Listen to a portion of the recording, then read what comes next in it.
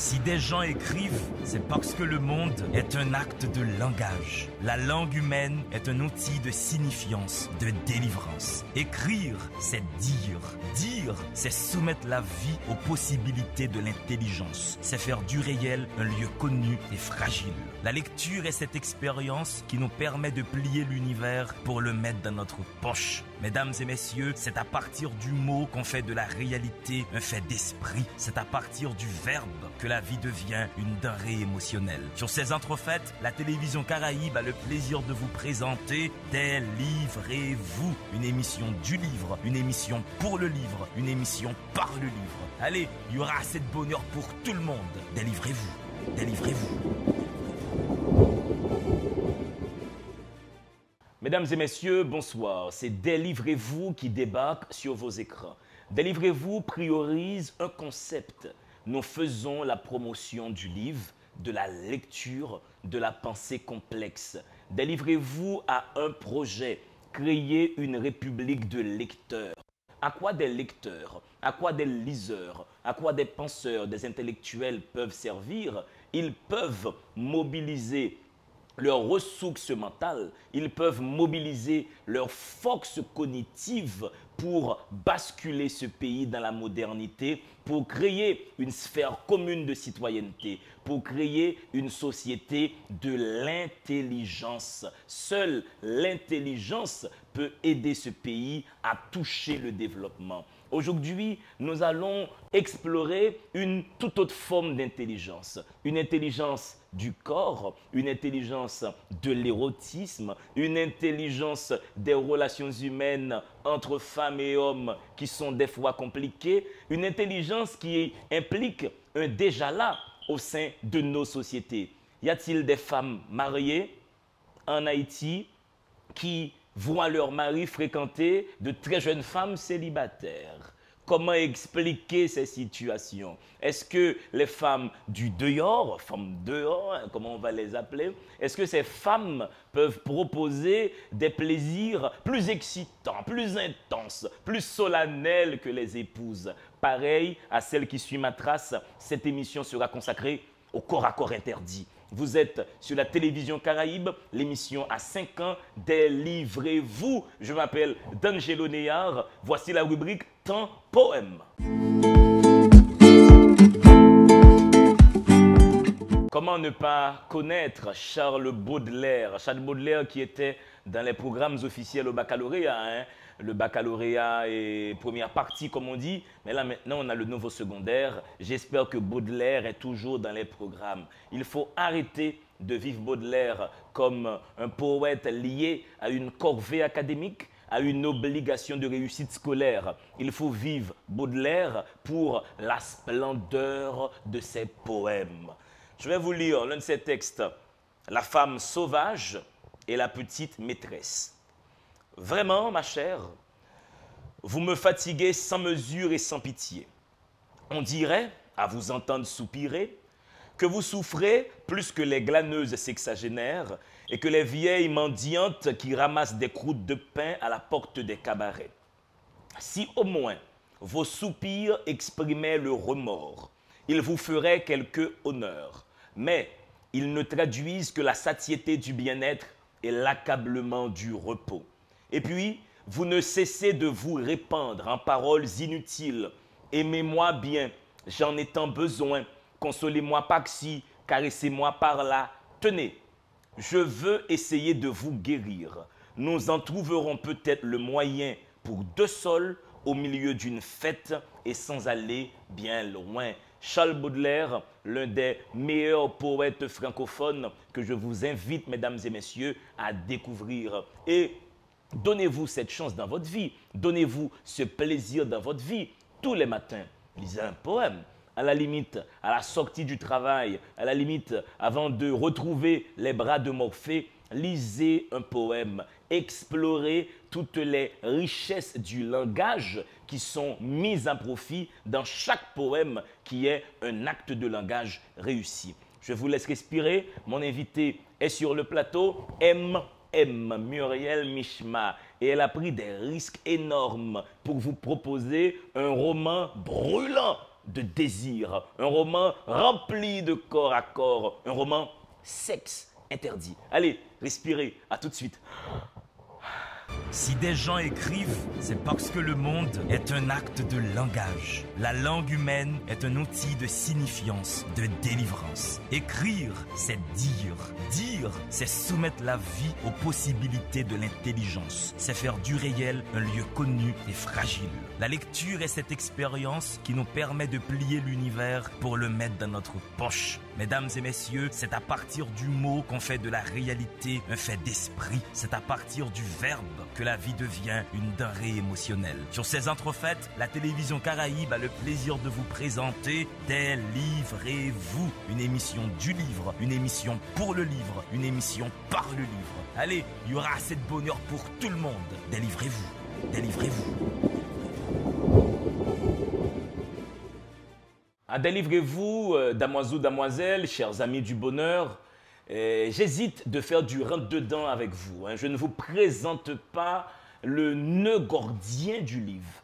Je préfère vous donner les palpitations les plus intenses des œuvres des écrivains que je reçois sur ce plateau.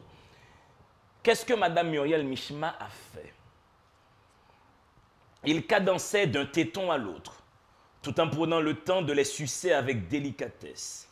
Et à chaque fois qu'il enlevait sa bouche de l'un pour en servir l'autre, ce dernier était aussi dur qu'un grain de café. Il s'arrêta, recula un peu, me contempla nu sur le sofa et 1 minute plus tard, il se mit entre mes jambes qu'il écarta, puis inséra 2 doigts qu'il fit gigoter dans ma chatte. Je fermai les yeux en me cambrant. Il attrapa une de mes jambes qu'il déposa sur son épaule et qu'il commença à baiser, tout en continuant sa manœuvre.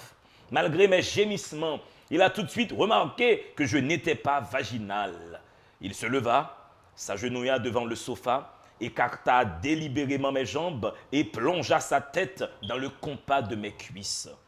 Il lécha la sève qui résultait déjà de son toucher vaginal avant de s'attaquer à mon clitoris qu'il claqua vigoureusement de sa langue.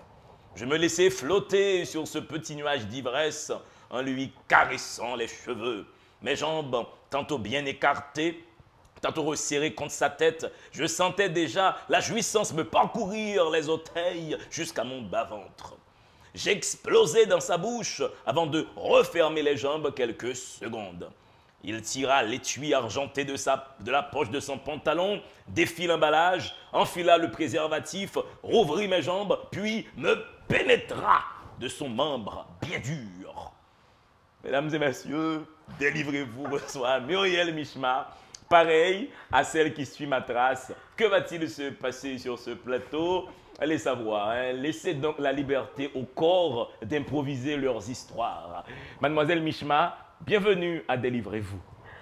Merci, bonsoir, Monsieur D'Angelonir. Bonsoir à tous les téléspectateurs, les internautes, donc tout le monde. Ouais. Je suis très heureuse d'être là. On va enlever Monsieur devant d'Angelo, on va faire d'Angelo, on va déjà se tutoyer. D'accord. Mais j'imagine qu'il y a plein de gens qui te regardent là maintenant à la télé, qui se disent, mais comment une fille aussi toute bien, toute correcte, peut écrire pareil corps à corps avec autant de passion?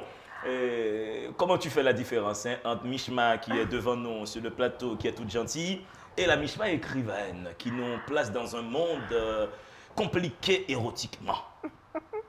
Avant tout, je dois te dire que je suis quelqu'un de très osé, ok? En dépit que je sois gentille, comme je dis, mais je suis très osée. J'aime le monde érotique, je l'adore d'ailleurs. Et c'est la raison pour laquelle que je me suis lancée sur ce chemin. J'écris des textes érotiques et là maintenant, j'ai écrit mon tout premier bouquin. C'est très pareil à celle qui suit ma trace. Et il n'y a pas vraiment une grande différence entre les deux personnages, c'est-à-dire entre Muriel Mishma, qui est l'auteur, et Muriel Joseph, qui est moi, tout simplement. Et il n'y a pas vraiment une grande différence, n'empêche que parfois je peux faire la différence. Je pense qu'il y a un message subliminal sur ta première de couverture. Nous avons deux femmes qui sont dans une nudité majuscule. Allez, hein, lâchons les mots doivent être en liberté. Ces deux femmes sont dans leur tenue d'Adam, leur tenue d'Ève pour le coup. Est-ce que le premier message est arrêtons de diaboliser la nudité?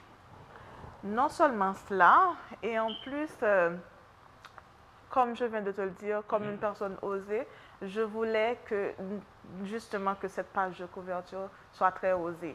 Parce que je sais qu'à première vue, lorsqu'on regarde le livre, ils vont dire, bon, soit ça a rapport avec l'homosexualité, parce qu'elles ont l'air de deux lesbiennes, ok?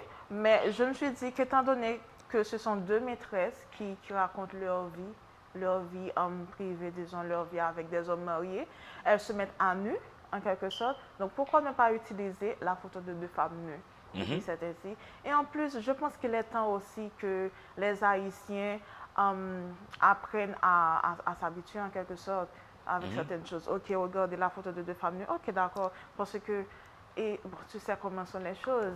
Malheureusement. Oui, malheureusement. Donc, en tant qu'une personne osée, je voulais que la page de couverture soit vraiment osée. Absolument. Et ce qu'il y a dans ta démarche, ce qu'il y a d'intéressant, on est dans l'érotisme, mais on n'est pas pour autant dans la pornographie, qui est tout autre chose. Il faut établir pour les téléspectateurs la ligne de nuance. Le passage que je viens de lire là, nous sommes dans une écriture érotique et l'érotisme n'a rien à voir avec la pornographie, Muriel Mishma. Exactement, parce que si j'écris quelque chose d'érotique, moi-même, j'aime détailler, d'accord? Et je sais qu'il y a des gens qui se disent que l'érotisme, c'est juste laisser les gens deviner ce qui se passe sans pour autant donner trop de détails. Moi-même, je pense que c'est assez important de donner des détails, surtout des détails très croustillants, parce que je pense que ces détails-là peuvent aider les gens à s'améliorer dans leur vie sexuelle. Absolument. Nous avons là deux maîtresses qui sont en scène dans ce premier roman de Muriel Mishma. Alors, une maîtresse, c'est justement ce qu'elle est. Elle est la maîtresse d'un homme qui est marié. Il faut croire que nous autres, les hommes, nous passons presque pour des objets ou pour des biens meubles. Nous avons une femme qui nous dit « tu es mon mari, donc tu m'appartiens ». Nous avons aussi une maîtresse qui nous dit « je suis ta maîtresse, donc tu m'appartiens aussi ». Est-ce que ce roman est quelque part, du point de vue sociologique et même à la limite politique, est-ce que tu es en train de sacraliser le statut de maîtresse? Est-ce que tu es en train de valoriser le statut de maîtresse au sein de nos sociétés? Ok, avant tout, et bien que les gens sont au courant que les maîtresses existent, mais n'empêche qu'ils ne veulent pas trop en parler. Moi-même, je veux leur rappeler qu'il y a ces filles-là, qu'il y a ces femmes qui fréquentent des hommes mariés. Ok? Je ne suis pas en train de faire la promotion, en quelque sorte, des maîtresses, ni leur, comment je pourrais dire ça, ni leur encourager à fréquenter des hommes mariés. Ok? Je décris tout simplement la réalité qu'il y a dans ce genre de relation. Avant tout, je dois dire que c'est une relation très toxique. Ok? Très toxique, parce qu'il y a beaucoup d'interdits. D'ailleurs, l'homme en soi, l'homme marié, est un interdit, c'est un fruit défendu. Il est marié, il est déjà pris, il a une femme et des enfants. Exactement. Mais cela ne veut pas dire pour autant que le fait que cet homme soit marié, qu'il ne peut pas aimer une autre personne. Le fait que cet homme-là a déjà donné son cœur à quelqu'un, à une femme, que cela veut dire qu'il ne peut pas aimer encore une fois. Donc, c'est difficile de dire à une maîtresse, bon, tu sais quoi, et cette vie-là, c'est pas fait pour toi. Tu ne dois pas fréquenter des hommes mariés, tout ça. Si la femme aime la personne, ce sera fort difficile pour elle de laisser tomber. Néanmoins, on peut toujours la conseiller, lui dire comment elle peut, et à partir de cette relation, et avoir sa propre vie, se marier, tout ça, etc. D'accord? Donc, il faut que les gens cessent de martyriser en quelque sorte ces femmes, parce qu'elles n'ont pas choisi d'aimer un homme marié, ou du moins un homme dont le cœur est déjà pris. OK? Néanmoins, ça peut arriver. Mais ce que tu dégages là comme compréhension profonde et philosophique de l'amour, tu es en train de nous dire, Muriel Mishma, que le cœur humain, le cœur d'un homme, tout comme le cœur d'une femme, est une multiprise. nous pouvons donner plusieurs prises à plusieurs individus. Si l'homme il est marié, donc il a une prise pour sa femme, il a une maîtresse ou deux maîtresses, il a plusieurs prises. On a le cas de Alphonse qui est réalisateur ici, qui a un cœur multiprise. Barreau aussi a un cœur multiprise. Est-ce que tu es en train de dire, Mishma, que nous pouvons, nous autres êtres humains, aimer en même temps plusieurs personnes, plusieurs femmes, comme Barreau et Alphonse, que j'ai en tête là comme des collègues immédiats? Oui, ça peut arriver. Mhm. On peut aimer plusieurs fois, mais pas la même personne. Pas la même personne. Mais est-ce qu'on aime toutes les personnes avec la même intensité? Je pense surtout que ça dépend de la personne, alors la personne qu'on fréquente, ok? Comme tu viens de dire, et ok, on peut aimer Naomi, ok, on aime Naomi vraiment beaucoup. Par contre, il y a par exemple Natacha qu'on aime vraiment beaucoup, on ne peut pas vraiment pas se passer de Natacha. Parce qu'on aime Natacha aussi, on les aime mais toutes. Ça peut arriver qu'on aime les deux avec la même intensité. Ça dépend de la personne, je peux dire. Mais est-ce que du lieu de nos bagages naturels, du lieu de nos prédispositions psychologiques, est-ce que tous les êtres humains peuvent aimer plusieurs personnes en même temps? Et la fidélité serait malheureusement une mesure coercitive, une invention de celles et de ceux qui n'arrivent pas à développer des rapports pluriels. Ok. À noter qu'il n'est pas permis à tout le monde d'aimer plusieurs personnes. Tu penses qu'il y a certaines personnes qui peuvent aimer une personne? Oui, oui. Je pense qu'il y a Fekir, qui est caméraman ici, qui aime que sa femme. Hein, Exactement. pas? Je salue la femme de Fekir, il n'aime que sa femme. Ce n'est pas le cas de Claire G, qui est aussi caméraman. Cette émission, définitivement, c'est les vannes ouvertes. Hein? Ouais, donc tu penses, Mishma, qu'il y a des individus qui peuvent aimer une seule personne? Oui, exactement. Alors, en même temps, la personne peut aimer, par exemple, une première personne, et puis après, s'ils ne sont plus ensemble, ou du moins, la personne meurt malheureusement, et puis la personne aime une autre personne après. Mais pas en même temps.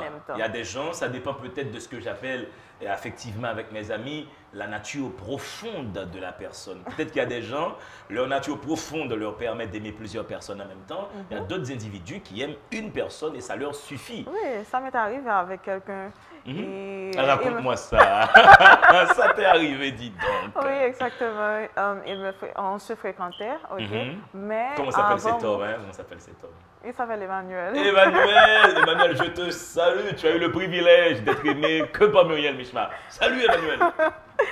Mais il aimait une autre femme. Une autre femme. Ah, mais l'enfoiré. Ils aiment tous d'autres femmes. Oui, justement. Et il ne voulait vraiment pas rompre avec elle. Lorsque je lui ai il voulait vous garder vous deux? Oui, les deux. Je lui ai dit, mais je ne comprends pas. Si tu m'aimes autant, pourquoi tu ne la laisses pas tomber? Pourquoi tu ne la quittes pas? Parce que je vous aime toutes les deux. Mais il est intéressant, mais il t'a dit dès le départ qu'il avait l'autre femme ou tu as fini par Oui, dès le départ. Et puis, je me suis dit, bon, c'est pas grave. Et on va essayer. Et puis, je suis tombée amoureuse de lui. Et là, lorsque l'amour était vraiment trop fort, je lui ai dit, bon, tu sais quoi, et tu dois faire un choix. OK? Parce qu'avant, on s'amusait, mais maintenant, c'est du sérieux. OK? Il faut que tu fasses un choix. Puis... Mais est-ce que l'autre femme était au courant de ton existence? Non, pas du tout. Non, elle fait au courant après, lorsque je lui ai demandé de faire un choix.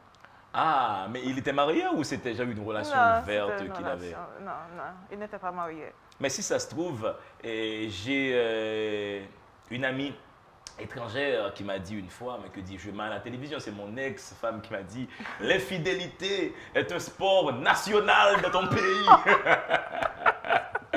J'ai aimé la phrase, Mishma. On était quoi, en pleine prise de gueule. Je rentrais peut-être trop tard et elle me dit « L'infidélité est un sport national de ton pays. C'est comme le football au Brésil. » Elle n'a pas tort. Maintenant, Mishma, tu nous écris.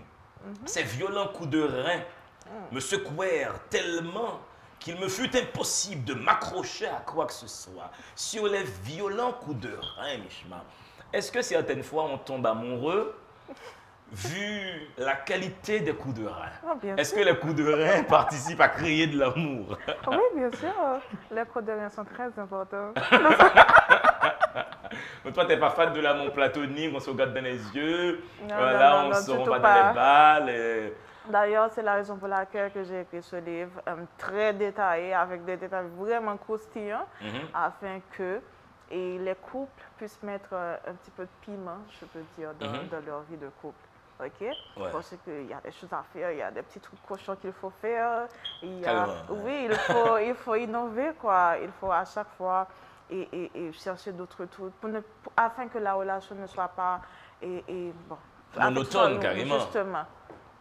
Mais certaines fois, Mishma, quand un homme marié, on a un caméraman ici qui s'appelle Jacob, si Jacob décide d'avoir une autre femme à côté ou une maîtresse, est-ce qu'il est en train de pimenter sa vie avec sa femme officielle? Est-ce que des fois c'est pour cela, bon t'es pas un homme, mais bon, on va voir, hein. Est-ce que des fois n'est-ce pas pour cela que les hommes ont des maîtresses?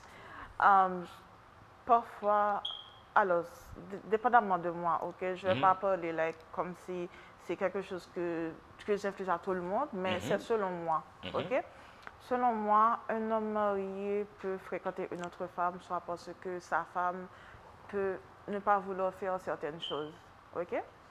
Ou du moins, il y a des tensions tout le temps dans le couple, sans oublier qu'il y a les enfants, il y a les problèmes à gérer, tout ça. Donc, parfois, l'homme va voir ailleurs. Néanmoins, et surtout ces temps-ci, parce que les choses évoluent un petit peu. Les choses évoluent beaucoup. Exactement. Hein? Regardez-moi ça, les choses, elles évoluent, hein, les choses.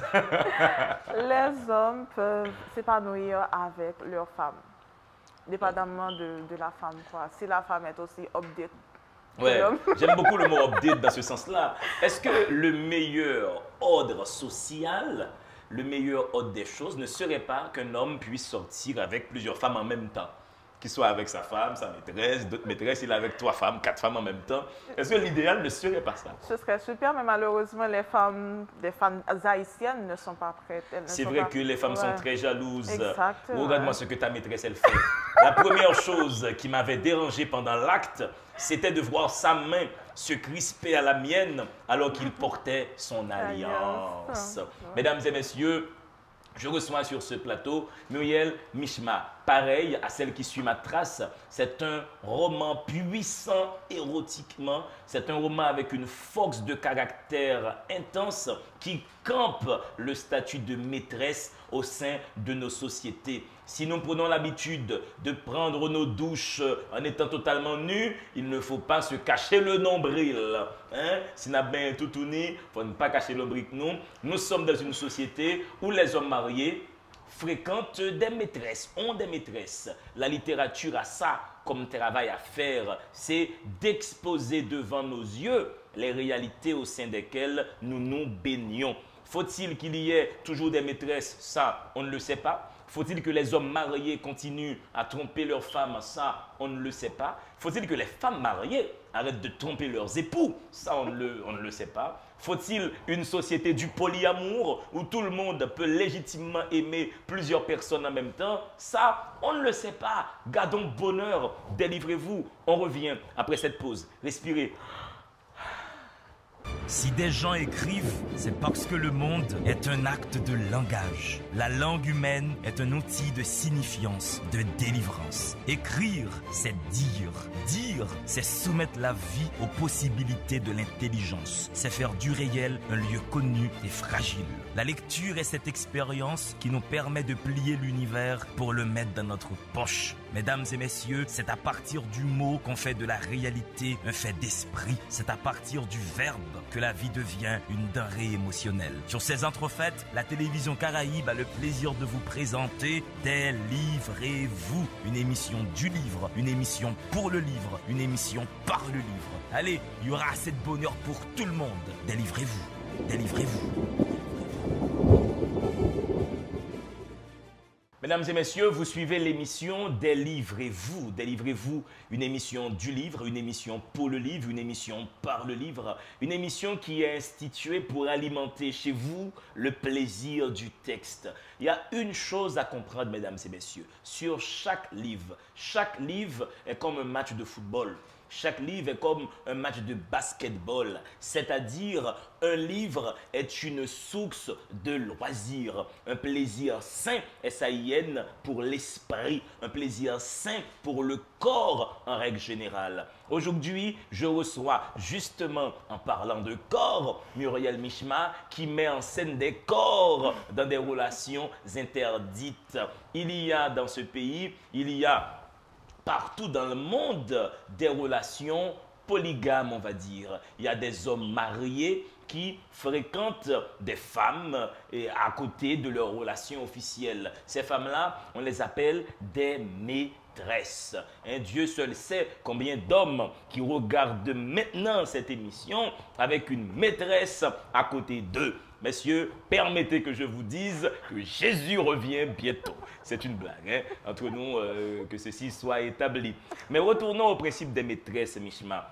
Est-ce que certaines fois, la femme qui décide de fréquenter un homme marié, est-ce que des fois, elle n'est pas du tout amoureuse de l'homme marié, dans le sens qu'elle part sur le principe que cet homme est déjà pris, il n'y a pas de possibilité de projection dans l'avenir avec cet homme, donc je vais développer cette relation avec lui que pour des raisons intéressées.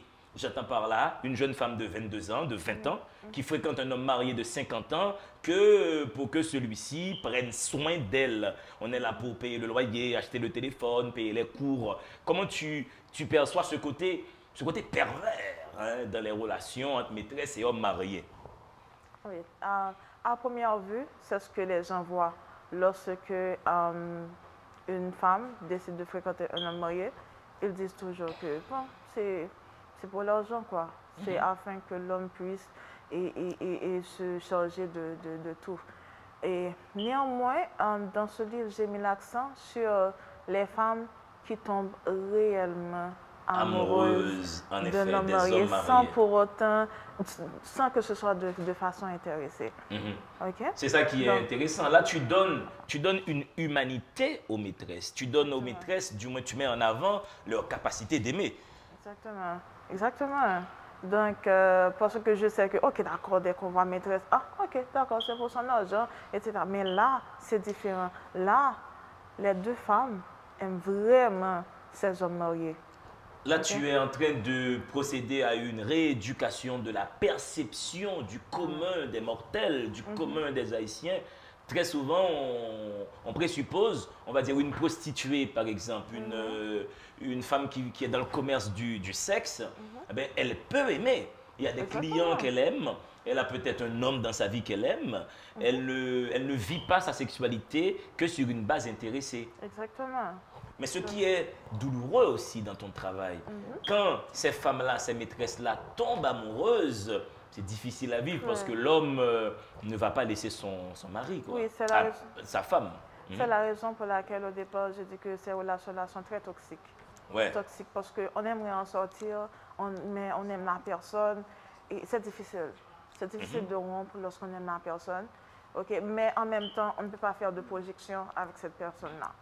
Tu es dans bonheur intermittent et sensations inédites. Mais je ne suis pas d'accord, hein, on ne peut pas faire de projection avec l'homme marié. Il y a des hommes mariés qui gardent leur maîtresse pendant toute la vie, quoi. Oui. Pendant 20 ans, 30 ans, 40 ans. Oui, je sais, mais n'empêche qu'il y a des femmes qui se disent, moi, je ne veux pas être qu'une maîtresse. Okay? Je ne veux pas juste rester à côté, je dois aussi être la femme de cet homme. C'est vrai, je connais un cas de la sorte, un très bon ami qui a sa femme et qui a une maîtresse. La maîtresse est plus jeune, très souvent la maîtresse est plus jeune que l'épouse. Et au bout de 2 ans de relation, cette maîtresse qui avait fait de très bonnes études à l'étranger et tout, elle a tapé du poing sur la table. Elle a dit à cet homme, je veux que tu divorces et que tu te maries avec moi. Exactement. Et mon ami de lui dire, mais bébé, c'est pas possible, on a 3 enfants à élever. Parce qu'au fait, le mariage est une institution. Et c'est peut-être pour cela que, autant que le temps passe sur un couple, autant que la relation devient un lieu de transaction institutionnelle. L'amour disparaît peut-être, hein, autant que le temps passe sur le couple. Au bout d'un moment, Mishma, qu'est-ce qu'on fait? On va acheter l'eau ensemble, on va chercher les enfants, on va remplir les bonbonnes de gaz. Il faut repeindre la maison. Au bout d'un moment, la relation devient institutionnelle. Exactement. Et c'est la raison pour laquelle, comme je te dis, et les couples d'aujourd'hui doivent évoluer en quelque sorte. Ils ne doivent pas seulement se contenter à prendre soin des enfants, etc. Il faut qu'ils se donnent du temps parfois. Sortir, par exemple. Bon, on peut, par exemple, la femme peut dire à l'homme, bon, tu sais quoi, chérie, aujourd'hui, j'ai pas envie de baiser à la maison. Et si on prenait une chambre d'hôtel? Ah ben oui, hein, une chambre d'hôtel hein, pour Voilà. faire des choses. Exactement. Ou du moins, aller à la piscine, quelque chose comme ça. Ça, les enfants. Ouais, ou dans les un laisser. parc, ou dans un véhicule. Alors, ça va être compliqué maintenant dans les véhicules. Euh, je m'en plaignais là avec des collègues, Dom Brigard Anderson et Michel Joseph.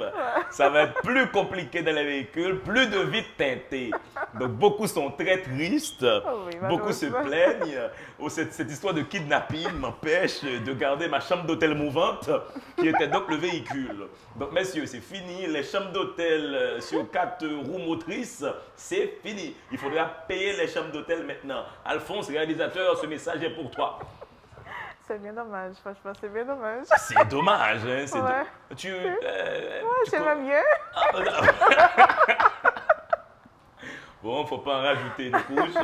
Mishma me dit c'est bien dommage en effet, cette histoire de vide teintée. Voici pourquoi nous espérons vivement qu'il y ait dans ce pays un climat plus sécuritaire. Exactement. Parce que voici que l'insécurité affecte des relations intimes que des gens avaient l'habitude de développer dans leur véhicule. Beaucoup sont foudrages et disent mais pourquoi ces kidnappeurs nous empêchent même de faire l'amour? Exactement. Mishma, retournons à nos moutons, pareil à celle qui suit ma trace. Et prenons le cas de ces femmes, de ces maîtresses, qui en effet en demandent beaucoup plus. Est-ce que le propos de ton livre, sa force n'est pas de dire que le mariage est une institution contre nature? Est-ce que dans ce livre, tu ne dis pas, c'est une question que je pose, à quoi sert le mariage? Du coup, ma question pour être plus directe, Muriel Mishma, est-ce que tu es pour ou contre le mariage? Je suis pour le mariage. Pour le mariage. Oui. Toi, tu es marié, pas encore? Non, pas encore. Ok. Je prends mon temps. Je prends mon temps parce que c'est quelque chose de sacré, c'est important. Le mariage est très important, je dois le dire, parce qu'il y a des choses que tu vas entreprendre à l'avenir. On va te dire que, bon, il faut que tu sois marié, parce que lorsqu'on est marié, on a son foyer, tout ça, on te prend comme quelqu'un de plus responsable. Absolument. Ok, justement. Et parce que je connais des gens au départ qui n'étaient pas, mais après qui ont fini par se marier. Ouais. Parce que c'est pour le mariage et c'est quelque chose de sacré, c'est très important. Ok? Maintenant, Muriel Mishma, tu es pour le mariage et j'imagine qu'après peut-être 4 ans, 5 ans de vie commune, peut-être que ton époux aura une relation bien pimentée avec une jeune fille de 21 ans. Quelle sera ta réaction, surtout après avoir commis ce roman? Je ne pense pas que je vais lui laisser l'occasion. Mais voici le meilleur moment de l'émission où Muriel Mishma va en effet dresser tout un argumentaire pouvant aider les femmes mariées à garder leur mari. Qu'est-ce qu'une femme mariée doit faire, Muriel Mishma, pour garder son homme qu'à elle seule? Que doit-elle faire? Avant tout, Ne pas le laisser sortir. non, du tout pas. Avant tout, il faut qu'il y ait un dialogue. Parce que moi, je crois au dialogue. C'est quelque chose de très important. Il faut parler à son époux, savoir ce qu'il veut. Parce que est-ce que tu sais qu'il y a des couples et l'homme ne connaît pas sa femme et vice-versa? Parce que justement, il y a des choses que la femme ne veut pas dire à son mari et vice-versa. Okay. Il faut savoir ce que l'homme veut. Par exemple, est-ce que mon mari veut du sexe anal? Ouais. Je sais que c'est très en vogue ces temps-ci. C'est très en vogue, hein? C'est très en vogue, en effet. Le sexe anal est très en vogue. Donc, si c'est ce que tu veux, on va voir comment on peut faire pour s'arranger. OK? Si tu veux qu'on utilise, par exemple, des gadgets sexuels, OK, on va voir comment on va s'arranger. Il faut chercher ça pour ce que l'homme aime. Parce que sinon, il va le faire avec sa maîtresse, là. OK? Ouais, carrément. Je suis mort, hein? Cette émission morale tuée, Mishma. Sinon, il va faire tout ça avec sa maîtresse. Mais, justement, maintenant, après le dialogue, et elle doit chercher à avoir du temps pour elle, ainsi que pour son couple. Je sais que c'est très difficile, Tout en Haïti, lorsqu'on a les enfants, il faut qu'ils étudient, il faut faire à manger, etc. Mais si on ne prend pas du temps pour soi, ce sera en quelque sorte la fin du couple. Ok? Il faut aussi changer sa garde-robe, je peux dire. Les tenues vestimentaires, c'est très important. Il faut toujours attirer son mari, mettre des choses sexy, tu vois. Changer son look, sa coiffure, oui, aller au studio, etc. Et non pas tout le temps rester à la cuisine ou quelque chose comme ça. Moi, je sais qu'il y a des femmes qui se disent, ah, je sais, tu n'es pas encore mariée, donc l'on en place nous à comprendre. Mais là, il faut vraiment essayer de faire certaines choses parce que c'est ce qui tue le couple. C'est la routine. C'est le fait de ne pas garder présent dans le couple un climat de séduction intense, continue, quoi. Et je conseille aussi aux hommes d'appliquer ces mêmes conseils. Si quelqu'un tient à la fidélité, ah ben, il faut poser des gestes toujours gentils envers sa bien-aimée. Il faut toujours aussi être propre, quoi. Être propre. Envoyer des fleurs, par exemple. Tu envoies des fleurs à ta femme, etc. Tu fais des surprises, tu organises des petites fêtes pour elle. Il faut alimenter la relation. Justement. Je voudrais maintenant qu'on lise un passage ensemble. OK. Va à la page 22. Et moi, je vais commencer tout au début de la page 22. Toi, tu vas prendre à partir tout au bas de la page. Hein. On y va. Okay. Je lance les hostilités. Puis, nous nous rendîmes à son cabinet. La majorité des employés étaient déjà partis. Nous entrâmes dans son bureau. Il s'avança vers moi, les yeux rivés sur ma poitrine. Il me dévora du regard, puis d'une main me tira du fauteuil. Du revers de la main, il fit de la place sur son bureau, me saisit par la taille, puis me déposa sur ce dernier. Il m'embrassa passionnément, puis posa ses mains sur moi en commençant par la nuque qu'il caressa tendrement, puis mon dos. Ensuite, ce fut le tour de mon bras. Il empoigna l'un de mes seins, qu'il mordilla à travers mes vêtements, puis fit glisser ses mains sous ma jupe, attrapa mon sous-vêtement qu'il prit le soin de glisser jusqu'à mes chaussures. Je me cambrai sur la table en prenant appui sur mes coudes, tandis qu'il écartait adroitement mes jambes. Il se pencha vers moi, puis je sentis la pression de sa langue sur mon clitoris, tandis que chacune de ses mains était posée sur le coude de chacun de mes genoux, ce qui rendait ses mains prisonnières de ma cuisse et de ma jambe. Il savora mon vagin comme un gamin mangeant avidement un cornet de glace à 2 boules. Les gémissements s'accentuèrent, puis s'étouffèrent au fond de ma gorge. J'étais obligée de tout encaisser au cas où quelqu'un passerait près du bureau. Il sortit enfin sa tête d'entre mes cuisses, se leva et prit à nouveau possession de mes lèvres. Il fit glisser mon dos doucement sur le bureau, introduisit 2 doigts dans ma chatte, tout en s'attaquant à mes tétons qu'il mordillait de temps à autre. Je gémissais de plaisir. Quelques minutes plus tard, il me souleva sur la table, me déposa sur mes jambes, attrapa ma culotte qu'il remonta jusqu'à mon entrecuisse, puis me lança. On va continuer chez toi. Traînant ainsi derrière lui une moi toute titillée, excitée, au clitoris bien gonflé. J'aime beaucoup la formulation du clitoris bien gonflé. Je voudrais qu'on fasse ici une apologie de l'utilisation du clitoris.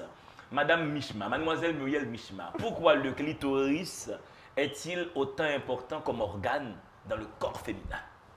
Eh bien, c'est l'organe principal du plaisir. C'est un organe assez grand, ok? Mais à première vue, lorsqu'on le regarde, on ne voit qu'une partie. Oui, on voit que le petit bout qui est à l'extérieur, alors qu'à l'intérieur, justement, c'est vaste. Le clitoris, c'est tout un monde, hein, monsieur. Hein? Exactement. C'est tout un monde. C'est tout un monde à explorer. Ouais. Donc, c'est l'organe le plus important, je pense, dans le corps d'une femme. Ouais. C'est très important à préciser ça en termes de cours d'éducation sexuelle, carrément. Le clitoris a dans le corps de la femme un seul usage, lui procurer du plaisir. Alors, messieurs, occupez-vous des clitoris. Vous suivez l'émission Délivrez-vous. Pareil à celle qui suit ma trace, Délivrez-vous, une émission du livre, pour le livre, par le livre. Et aujourd'hui, nous prenons un risque énorme. Nous parlons des relations interdites, nous parlons des relations non permises, des relations qui existent entre les hommes mariés et les maîtresses. Et qu'est-ce que l'interdit à bon goût, hein? Télévision Caraïbe, respirez. À tout de suite. Si des gens écrivent, c'est parce que le monde est un acte de langage. La langue humaine est un outil de signifiance, de délivrance. Écrire, c'est dire. Dire, c'est soumettre la vie aux possibilités de l'intelligence. C'est faire du réel un lieu connu et fragile. La lecture est cette expérience qui nous permet de plier l'univers pour le mettre dans notre poche. Mesdames et messieurs, c'est à partir du mot qu'on fait de la réalité un fait d'esprit. C'est à partir du verbe que la vie devient une denrée émotionnelle. Sur ces entrefaites, la télévision Caraïbe a le plaisir de vous présenter Délivrez-vous, une émission du livre, une émission pour le livre, une émission par le livre. Allez, il y aura assez de bonheur pour tout le monde. Délivrez-vous, délivrez-vous. Sainte Mère de la lecture, protégez-nous, Notre-Dame de l'intelligence, couvrez-nous de votre grâce. Nous sommes en train de confier cette émission à Eros, Dieu de la mythologie grecque, Dieu du plaisir du corps. Nous sommes en train de parler de Dionysos qui nous a donné les dionysiaques, les fameuses fêtes débridées qui ont fini par la suite par donner le carnaval qui est la fête de la chair. Nous sommes dans pareil à celle qui suit ma trace. Nous sommes dans des relations qui existent au sein de nos sociétés. Très souvent, nous avons tendance à étendre un grand drap opaque sur ces femmes, ces maîtresses qui vivent des relations amoureuses avec des hommes mariés. Je reçois Muriel Mishma, mesdames et messieurs. C'est un livre à lire parce que ce livre accomplit l'une des missions les plus importantes de la littérature, nous donner des clés pour comprendre ce qui se passe au sein de nos sociétés. Bon matin, bébé. Bon matin, Trésor. Ta poitrine me manque. Tes lèvres m'obsèdent. Je veux mettre le feu à ton corps, incendier tes cuisses, te mettre des papillons dans le ventre, te donner la chair de poule, que tu sois envahi de frissons, que tu aies envie de moi.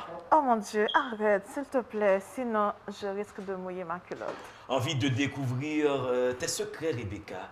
Ton prénom est un refrain qui revient souvent dans ma chanson. C'est sûr que je vais fantasmer sur toi durant toute la journée. Après tout ce que tu viens de me dire. Je ferai de mes ardeurs, car je sais que tu n'es pas encore prête. Mais le jour où tu décideras de me recevoir dans ton temple, je me ferai moine. Je me ferai évêque de ta cathédrale. Je te désire à un point tel que cela me prend par les tripes. Oh mon Dieu, Cast, dis-moi, est-ce que tu penses vraiment tout ce que tu me dis ou tu le fais dans un but précis? Tu penses que je joue? Un peu, oui. On se connaît depuis un certain temps, certes, les désirs étaient présents des deux côtés, mais j'ai l'impression que les tiens se sont amplifiés cette année. Tu ne dis plus rien? En effet, ils se sont amplifiés. Ok, en d'autres circonstances, je t'aurais dévoré tout cru. Je vais essayer de créer ce genre de circonstances. Regarder la pointe de tes seins se durcir m'excite beaucoup, bébé. Et ça me donne tellement envie de te sauter dessus, te sucer, t'embrasser comme un fou. Et moi, j'ai envie de te dévorer tant j'ai envie de toi. Dévore-moi. J'ai envie que tu me fasses découvrir ton monde et que j'y habite, ne serait-ce que pour quelque temps. Sentir ta bite en moi et le mouvement de tes reins se déchaînant. Oh mon Dieu, je ne rêve que ça. Je veux bien prendre ta main et te faire découvrir mon monde fou et romantique. Sentir tes lèvres sur mon corps chaud. Je veux que tu me fasses tordre de désir, que mes gémissements se perdent sous le poids de ton corps. Je te ferai tordre de plaisir. Je mettrai le feu entre tes cuisses. Je te donnerai des frissons. De notre corps à corps, tu en voudras encore et encore. J'ai hâte de me laisser consumer dans tes bras. Bon, écoutez, on l'avait dit dès le départ, hein, il ne faut pas que l'érotisme n'ait pas droit de cité dans la cité. Et voici le risque magnifique qu'a pris Muriel Mishma, nous exposer à des choses que nous vivons tous les jours. Ouais. Et la littérature est un écosystème de résonance. C'est là qu'on entend ce qui se passe dans les chambres intérieures des individus. Et Dieu seul sait combien d'individus ont ce genre d'échange. Où le mec il dit je vais te faire ci, la femme dit je vais te faire ça, je vais te faire ci. Maintenant, ma question pour toi, est-ce que les conversations érotiques constituent pour toi des préliminaires sexuels? Oui, en quelque sorte. Je veux dire, d'ailleurs, ces messages-là, je veux dire que c'était comme copier-coller. Ces messages-là existent. Ah bon? C'était des échanges entre lui et moi. Okay? Oh, c'était intense. Hein? Oui, en effet. Donc, rien qu'en lisant les messages, on est déjà excité. OK? Rien qu'en lisant les messages, on est excité. Et à un moment, l'un des personnages principaux dit « Je surnommais cet homme mon dominant ». Comment tu expliques ça au public? Comment peut-on appeler son homme son dominant? Eh bien, c'est surtout lorsqu'on se laisse aller, lorsqu'on laisse l'homme, bon, pas tout faire, mais faire en quelque sorte tout ce qu'il veut, ok? Pas dans le sens comme si des choses vraiment pas, je ne sais pas. Non, dans le sens que, ok, d'accord, on est d'accord, on peut faire ça ou ça, voilà ce que j'aime, voilà ce que je n'aime pas, ok? Néanmoins, cette personne-là, il fait ça pour te faire plaisir et la personne te domine, ok? Et puis tu te laisses aller dans les bras de cet homme, ok? Donc, c'est bien parfois lorsqu'on se laisse dominer, mais c'est aussi bien lorsqu'on domine la personne en retour. À un moment, l'un de tes personnages parle des histoires d'amour qu'elle a connues, on va dire, elle, comme c'est une jeune femme. Et elle parle des hommes en les mettant dans des boîtes, on va dire. Hein. Celui-ci m'a pu faire jouir, alors celui-là, pas trop. Oui. Alors l'autre, il faisait du rentre-dedans. Mais ce que je ne comprends pas, ils sont tous des hommes, ils sont tous pourvus du même matériel. Qu'est-ce qui explique que tel matériel masculin arrive à faire jouir une femme et tel autre n'y arrive pas? Moi, je suis un homme, je suis en crise et tous les hommes qui sont ici sur ce plateau sont en crise. Jacob, n'est-ce pas? Jacob se dit, qu'est-ce qu'il faut faire? Voici au fait le sens réel de la question. Et ça se passe à la télévision, heureusement. Il y a beaucoup d'hommes qui suivent l'émission. Qu'est-ce qu'il faut faire pour faire jouir une femme? Avant tout, il y a des hommes qui ne savent pas comment manier leur bite. Voilà, notez, hein? Gamin à noter. Il y a des hommes qui ne savent pas manipuler leur bite, leur pénis, leur sexe. On y va, justement. Hein? Donc, et certains hommes pensent que c'est le fait de, ok, on se voit quelque part, on rentre dans la chambre, et puis, ok, caresse pendant quelques minutes, et puis je te pénètre, ok. Et puis, non, il y a des hommes qui ne prennent pas le temps de savoir et ce que la femme veut, ou du moins, il y a aussi le rythme qui est important. Parce qu'il y a des femmes pour jouir, il y a un certain rythme qu'il faut garder, et il faut aussi varier. Un rythme dans les coups de rein? Justement. Ok. Donc, supposé un homme qui va ça, dans le même rythme. À noter, hein, clergé à noter un rythme dans les coups de rein. Oui, c'est très important.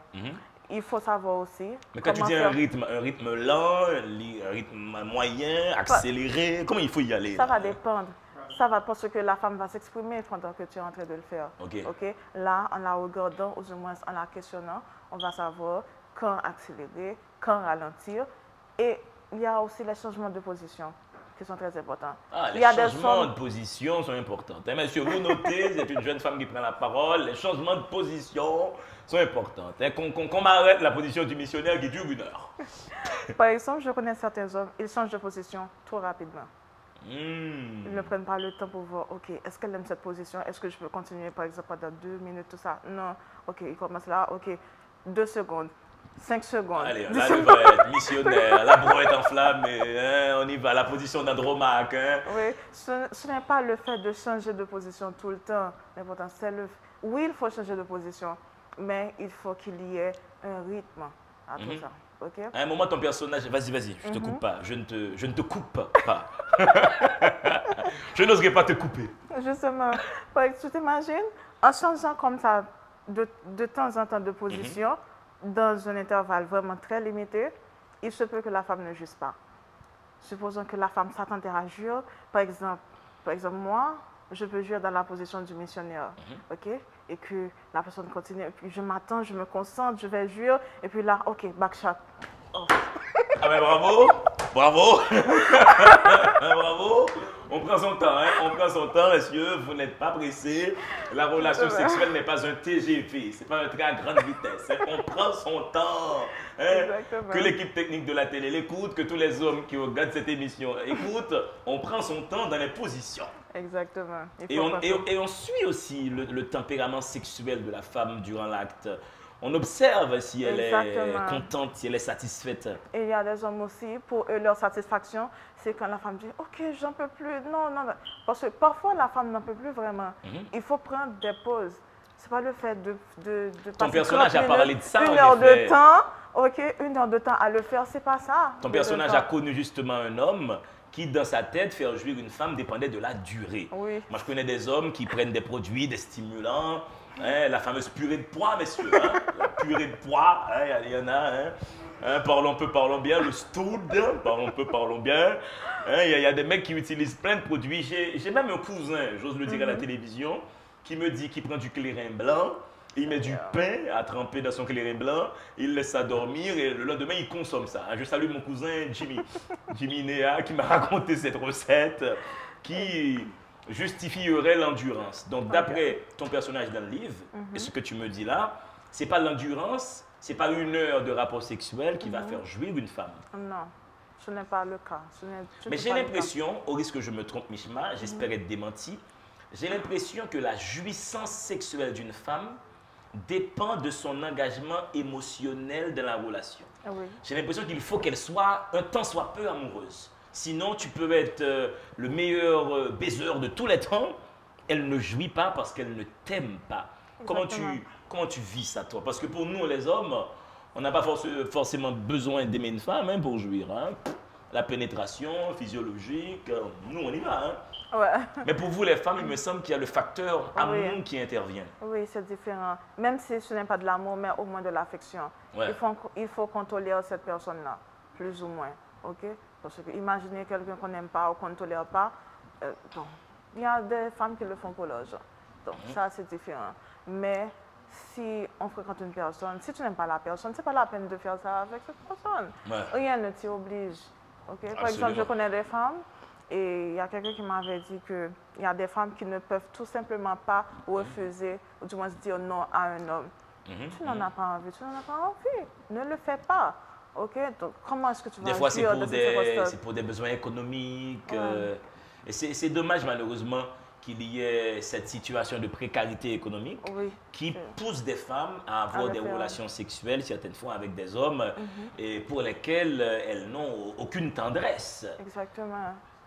Pour qu'une femme puisse jouir, elle doit forcément... il faut qu'elle se sente en confiance. Justement. Et c'est pathétique aussi, Mishma, d'avoir des hommes qui savent très bien que la femme n'a aucune affection pour eux, mais comme ils ont de toits gourdes, ils font ventiler ça et vont créer cette relation à la limite de domination perverse. Oui. Là, on n'est pas dans la bonne domination, une domination consentie entre deux individus adultes, consentants, voilà. Là, nous sommes dans une domination de l'homme par l'homme sur la base d'une exploitation sexuelle. Exactement. Ouais. Qui n'est pas bien du tout, bon, malheureusement. Et on rencontre ce genre de cas assez souvent, où la femme ne tolère vraiment pas l'homme, mais elle est obligée de le faire parce qu'elle a des besoins économiques, tout ça, etc. Après, tu as des couples qui rentrent dans des pratiques sexuelles qui sont très, très, très spéciales. À un moment, ton personnage a organisé un threesome. Oui, on ne va pas tout dire, on va laisser tout le plaisir de la découverte au lecteur de ce livre. Mais il me semble que cette histoire de threesome ou cette histoire de créille, il me semble qu'on dit maintenant, le mot est très à la mode, on dit tu vas créer, un truc du genre. Il me semble que ton personnage a fait un créille, un threesome. Explique-nous donc ce threesome et qu'est-ce que ça apporte dans un couple à ton avis? Ok. Avant tout, je dois souligner certaines choses pour certaines personnes. Parce que tout le monde ne pense pas de la même façon. Le fait de faire un threesome, par exemple avec son mari, ne veut pas dire pour autant qu'on est bisexuel ou du moins qu'on est lesbienne, quelque chose comme ça. C'est vrai, ça. On peut être bicurieuse. Justement. Il y a aussi le concept de bicuriosité. On peut faire plaisir à son partenaire, ou du moins à son mari, organiser un threesome, ok, avec une autre fille. Mais tu n'es pas obligé de tout faire avec la fille, ok? Et si tu es curieuse, ok, en tant que femme, tu peux peut-être essayer de faire certaines choses, de l'embrasser, tout ça, etc. Mais le fait de faire un threesome ne veut pas dire pour autant. Bon, tu sais, c'est assez long comme débat parce que il y a automatiquement que tu dis threesome, ok, il y a des gens qui disent, bon, sûrement c'est de l'homosexualité, c'est une lesbienne. Non, ce n'est pas le cas. Par exemple, tu t'imagines si toutes les femmes pouvaient au moins organiser un threesome avec leur mari, leur donner la permission de baiser une autre femme autre qu'elle. Donc, cela ne fait pas de toi une bisexuelle ou quelque chose comme ça. Tu fais plaisir à ton mari, ou du moins tu casses la routine, tu mets un peu de piment. Tu invites une autre fille, justement, voilà, tu regardes ton mari baiser une autre femme. Mais après, ça se termine là. Et tu n'es pas obligé de le refaire tout le temps. Là, c'est que du sexe, au fait. Il n'y a rien de tendresse, il n'y a rien comme affection. C'est le sexe ici comme une activité physiologique. Il ne faut pas mélanger les sentiments dans ce genre de choses. Voilà, on ne mélange pas les sentiments et les threesomes. Donc, dans pareil, il y a donc un personnage qui, à un moment, avec une charmante dominicaine, il me semble, mince comme le blé, fragile comme la ligne de son corps, comme aurait dit le poète Aimé Sabinès. Mais c'est en cela que la littérature est intéressante. Les threesomes constituent des phénomènes de société. Ailleurs, à l'étranger, on en fait. Mais en Haïti, maintenant, on en fait. La littérature est appelée à saisir ces faits de société et à en parler. Maintenant, il revient aux gens qui sont soit dans la bien-pensance, la morale toute officielle, toute établie, soit les gens qui sont plus libertins, plus libres d'esprit, et d'établir leurs jugements moraux sur la question. Mais le job de la littérature, c'est de signifier ce qui se passe dans les sociétés. Moi, j'ai adoré assister à ce threesome, mais je me suis dit, waouh, un threesome dans un livre, waouh, c'est extraordinaire. Donc, c'est pour cela que j'invite beaucoup de jeunes, beaucoup d'adultes, mariés ou pas, à rencontrer ton œuvre, à lire cette littérature du risque dans une société haïtienne où, malheureusement, il y a beaucoup de barrières jusqu'à présent et les gens vivent beaucoup de pratiques dans l'intimité, mais dès qu'on en parle, ça devient une crise au niveau des mœurs. Donc, libérons la parole sur des pratiques intimes, des pratiques de sexualité qui font plaisir à des gens. Exactement. On ne va pas dire, Mishma, ce que l'une des maîtresses a fait à un homme marié. On va laisser ça parce qu'à un moment, il y a eu un rapport sans latex. Voilà, on ne va pas en dire plus. On va laisser ce plaisir aux gens qui vont découvrir ton œuvre. Maintenant, Mishma, qu'est-ce qu'un téléspectateur, qu'est-ce qu'une téléspectatrice doit faire pour se procurer de ton ouvrage? Ok. La personne peut l'acheter à Astérix. Le livre est disponible à Astérix. Disponible à la librairie Astérix à Pétionville. Voilà. Ou du moins, la personne peut passer sa commande. La personne appelle au 38 43 30 19. 38 43 30 19. 38 43 30 19. Donc vous appelez. Attention, c'est pour commander le livre. Attention à ces messieurs qui sont déjà sur WhatsApp. Hein, monsieur, c'est pas un téléphone, comment vas-tu, j'ai aimé ton émission. C'est un téléphone pour commander le livre. Oui, par exemple, il y a des gens qui sont empêchés, ils ne peuvent pas vraiment se déplacer. Donc, je leur fais livrer le livre en échange de petits frais de livraison, pas trop coûteux. Ou du moins, si la personne peut se déplacer, elle peut se rendre à Radio Télémétropole, c'est à Delma 52. Et puis là, je pourrais dédicacer pour lui et puis voilà. Voilà, donc on peut passer chez nos collaborateurs à Métropole à Delma 52, où vous pouvez trouver le livre. Ou aussi, Muriel Mishma travaille aussi, hein, je dis tout. Hein. Finalement, les journalistes de Radio Caraïbe, on ne peut pas les contenir. Nous remettons définitivement et nous donnons les uns. Voilà, c'est notre fierté. Nous sommes Caraïbes, comme dirait l'autre. Muriel Mishma, pareil à celle qui suit ma trace. C'est un roman, mais je vous dis, un roman volcan qui porte un regard empli de transparence et de vérité sur toutes les subtilités qui existent dans les relations entre les personnes mariées et entre les hommes mariés et les maîtresses. Donc si vous voulez, mesdames et messieurs, comprendre ce qui se trame dans ces écosystèmes de relations, qu'est-ce qui peut porter une maîtresse à aimer un homme marié à aimer sa maîtresse, à divorcer? Ce sont des événements qui arrivent dans nos sociétés et la littérature nous sert d'avant-garde pour nous dire attention, voici ce qui se passe, il y a des tueries en Haïti, qu'est-ce qu'on va faire avec? C'est ça que la littérature nous permet de faire. Et aussi, la littérature, c'est le temple de l'humour. Il y a beaucoup d'humour dans ton livre, il y a beaucoup de plaisir à lire ce texte. J'invite les gens à découvrir l'œuvre de Muriel Mishma. Mishma, ce fut un plaisir de t'avoir sur ce plateau. Hein. Partagé. Comme aurait dit Castiel, au revoir bébé. Au revoir trésor. Je remercie tout le staff technique de la télévision qui m'a permis de vous présenter cette émission, hein, pareil à celle qui suit ma trace. Je remercie Jacob, je remercie Gamin, Clergé, Féquière. Il faut remercier Barreau, qui est notre réalisateur, qui connaissait déjà Mishma, il me semble, une longue histoire, etc. Bon, on ne donne pas de détails. Hein. On remercie Alphonse aussi, qui est notre réalisateur.